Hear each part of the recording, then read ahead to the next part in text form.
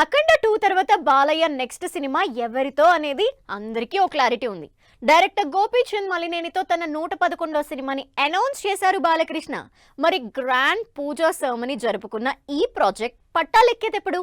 వీరసింహారెడ్డిలా ఇందులో కూడా Balayya dual role చేస్తున్నారా? లాస్ట్ డిసెంబర్ అఖండ 2 సినిమాతో బాక్సాఫీస్ ముందుకొచ్చిన బాలయ్య ప్రస్తుతం తన ఫోకస్ మొత్తాన్ని గోపీచంద్ మలినేని ప్రాజెక్టుపై పెట్టారు. ఈ సినిమాలో బాలకృష్ణ సరికొత్త లుక్ లో కనిపిస్తారని ప్రచారం జరుగుతోంది. అయితే ముందుగా అనుకున్నట్లు సినిమాని హిస్టారికల్ బ్యాక్ డ్రాప్ లో కాకుండా మాస్ కమర్షియల్ ఎంటర్టైనర్ గా ప్లాన్ చేస్తున్నారు మేకర్స్.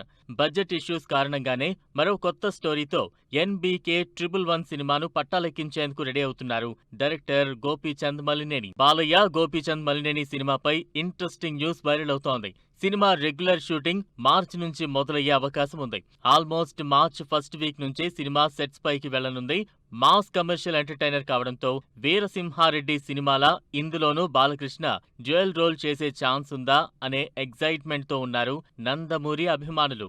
అయితే ముంబై బ్యాక్ డ్రాప్ లో సాగే ఈ సినిమాలో బాలయ్య కేవలం ఒక పాత్రలో మాత్రమే కనిపిస్తున్నట్టు తెలుస్తోంది. అఖండ సినిమాతో మొదలైన బాలయ్య రికార్డుల వేట తాండవం సినిమా వరకు అన్స్టాపబుల్ గా సాగింది.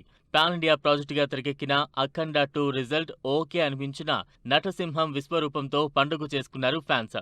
వరుసగా అఖండ, వీరసింహారెడ్డి, భగవంత్ కేసరి, డాకు మహారాజ్, తాండవం సినిమాలతో బాక్సాఫీస్ దగ్గర రచ్చ చేసిన బాలయ్య మరో మాస్ కమర్షియల్ ఎంటర్టైనర్ కు రెడీ అవుతుండటంతో అంచనాలు భారీగా ఉన్నాయి. మరి వీరసింహారెడ్డి తర్వాత రిపీట్ అవుతోన్న బాలయ్య గోపీచంద్ కాంబినేషన్ ఏ రేంజ్ సెన్సేషన్ క్రియేట్ చేస్తుందో వెయిట్ అండ్ సీ.